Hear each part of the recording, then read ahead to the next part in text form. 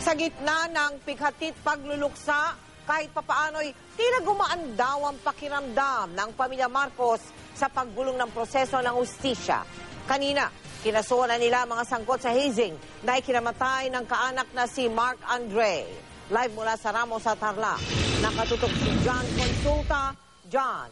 Mel, naghain na nga ng formal na reklamo ang pamilya Marcos laban sa mga hinihinalang nasa likod ng initiation rights na pumatay sa kanilang mahal sa buhay na si Mark Andre Marcos.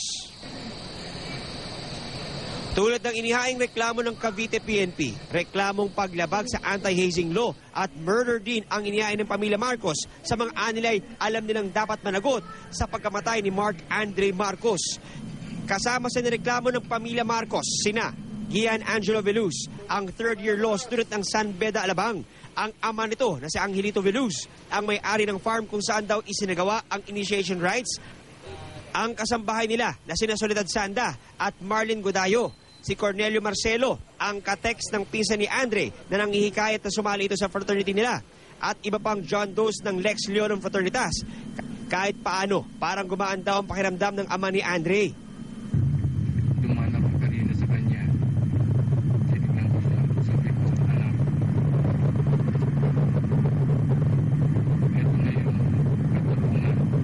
Ito na yung simula ng katarungan na hinihingin natin. Pero aminado ang ama ni Andre na hanggang sa ngayon, di pa rin makabangon ang kanilang pamilya sa sobrang sakit ng biglaan at marahas na pagkamatay ni Andre. Ang fraternity ito, ang brotherhood na ito, ang nagdulot sa akin ng kawalan kay Andre. Kailangan bang together we kill? Or para sa mga neophytes, together we die? Kailangan panagutan nila sa ilalim ng batas ang ginawa nila. Alam ko, masaya ka na ngayon. Kasama mo na si mama mo. Para sa'yo, Andre, nandito kami.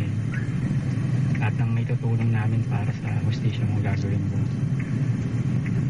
Pangako sa'yo, Andre. Dumating na rin ang isa pang tiyahe ni Andre na galing Qatar. Ngayong kumpleto na raw ang pamilya. May isasapinal na ang detalye sa gagawing paghahatid sa huling hantungan kay Mark Andre. Kanina, nagsagawa ng motorcade ang ilang Tarlakenyo, suot ang kulay purple na mga ribbon na kulay daw ng katarungan at bumusina sa mga inikutang munisipalidad sa Tarlac para iparating ang kanilang paghingi ng katarungan para kay Andre. Kanina nga, Mel, ay dumating dito sa Tarlac ang mga member ng Crusade Against Violence. Ito yung mga tao na may mga anak sila na namatay din sa hazing at nangako sila na patuloy yung kanilang magiging suporta sa pamilya Marcos at magiging kaisa sila sa patuloy na kampanya para mawakasan na ang karahasan ng hazing sa ating bansa. Mel. John, ibig sabihin ba niyan ay natuntunan kinaroroonan yung mga sangkot sa hazing na yan na idinemanda ng pamilyang Marcos? John. Mel, sa mga impormasyon na kuha nila sa pulisya, ang ilan nga ay patuloy na nga binabantayan ng mga otoridad. Pero meron ding iba na inaantay pa nila yung mga negosasyon na nagaganap ngayon kung sila ay magpapakita at lulutang ba.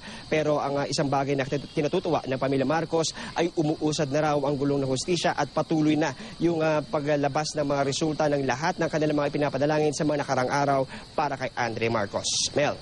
John, yung batang Veluz. Kasi yung ama ay lumabas na yun, hindi ba? Yung batang Veluz, hindi pa rin alam kung nasaan na ang kinaroroonan noon, John.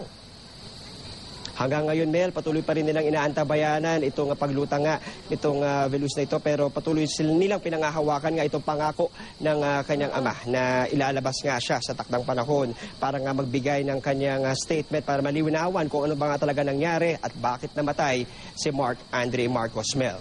Maraming salamat sa iyo, John Consulta.